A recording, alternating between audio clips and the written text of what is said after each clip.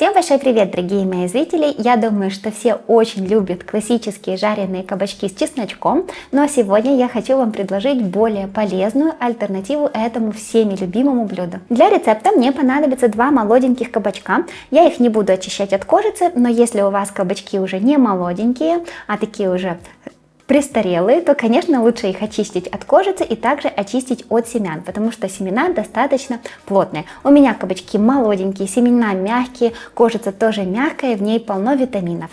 Натираем на крупной терке. У меня 2 кабачка весом где-то 650 граммов. Добавляем чуть больше половины чайной ложки соли, перемешиваем и оставляем кабачки, чтобы они пустили сок. Чем меньше будет сока после того, как мы их отожмем, тем меньше нам нужно будет добавить муки. Спустя 10 минут берем кабачки и отжимаем их от сока. Я специально их выкладываю вот поближе на эту сторону, чтобы здесь собирался весь сок, а не сразу же на эти кабачки и наливать сок, а потом снова их отжимать. Можно отжимать сок в другую тарелку. Кстати, я немного соли добавляла, поэтому можно использовать этот сок, допустим, для приготовления каких-то овощных блинчиков. Можно прямо на этом соке сделать блинчики. Добавляем сюда 2 яйца. Также, если хотите, можно добавить сюда чесночок для аромата. Но я буду добавлять чеснок в начинку, поэтому в тесто не добавляю. Вы же смотрите по своему вкусу. Также сюда идеально подойдет зеленая цибулька. Или можете добавить любую зелень по вашему вкусу. Я хочу сделать тесто максимально нейтральным, поэтому не добавляю сюда ничего, кроме базовых специй, соль и перец. Дальше добавляем муку, где-то 2-3 столовые ложки. Количество муки зависит от сочности кабачков. Чем больше сока вы отжали, тем меньше муки вы добавите.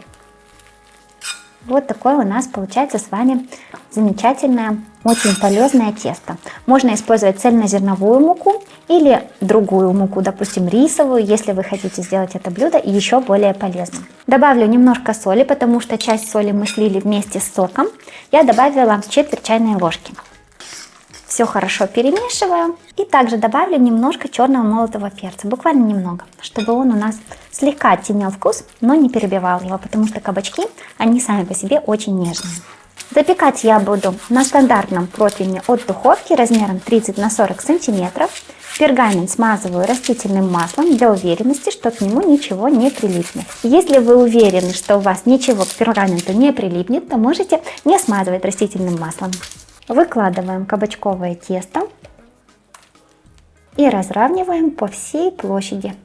Стараемся, чтобы у нас был пласт равномерной толщины.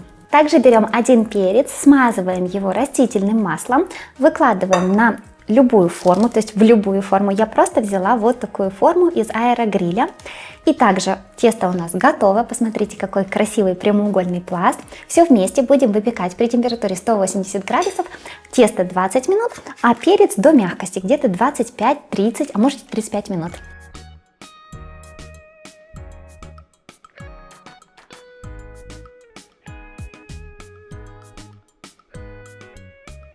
Корж готов, он получился такой вот с легким румянцем. Я запекала в своей духовке 28 минут, вы же ориентируйтесь на свою духовку. Также, в принципе, можно запекать при температуре 200 градусов, тогда, может, вам и хватит 20-22 минуты. Перец еще у меня запекается, а корж достаем из противня, чтобы он остыл. Вот и все. Чтобы корж быстрее остыл, перекладу его аккуратно на решетку и сниму пергамент. Какая красота! Для начинки можно использовать майонез. Я натираю 1 зубчик чеснока.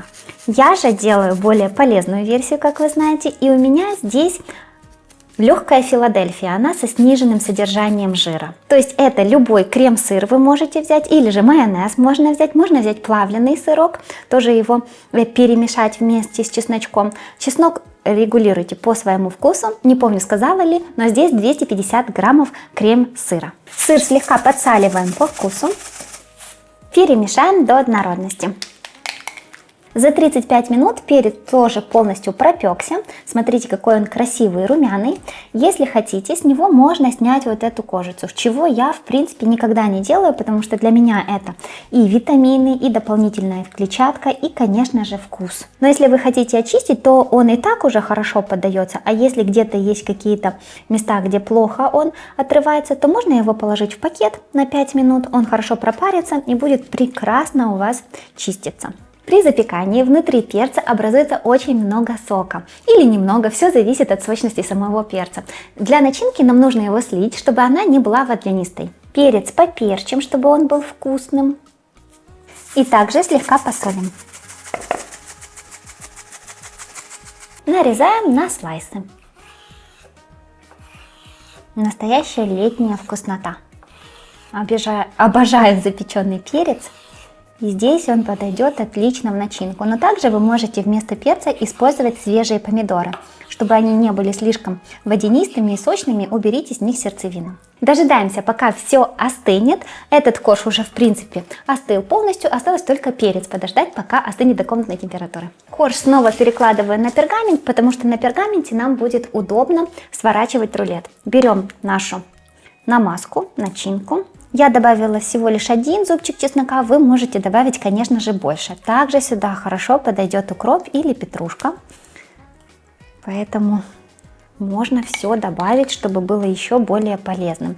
Я же хочу именно сделать такой вкус, когда сливочный сыр с чесноком и с перцем, без добавок. С краю я смазываю очень тонким слоем, чтобы просто у нас рулет зафиксировался, но крем не вылазил наружу. Так вот делаем.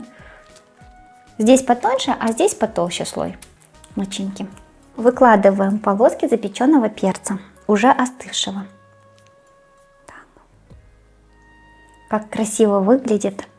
И 100% намного полезнее, нежели жареные кабачки. А еще и такая интересная подача. Но еще в холодильнике настоится, пропитается, охладится. Будет вообще супер. Выкладывайте перец так, как вам будет удобно. Можно вообще на кубики его нарезать и просто разбросать по всей поверхности. Аккуратно сворачиваем рулет.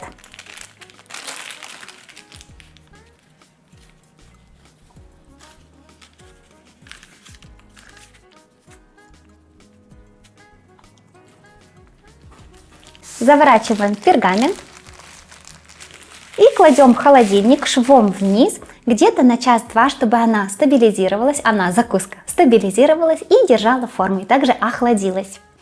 Рулет у нас с вами полностью стабилизировался. Достаем пергамент. Как видите, он уже вообще выдерживает любые манипуляции с ним. Какая красота получилась у нас. Будем нарезать на порционные кусочки. Посмотрите, как красиво. Сюда.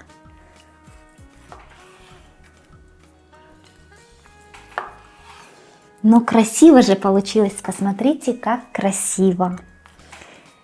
И это 100% и вкусно, и полезно.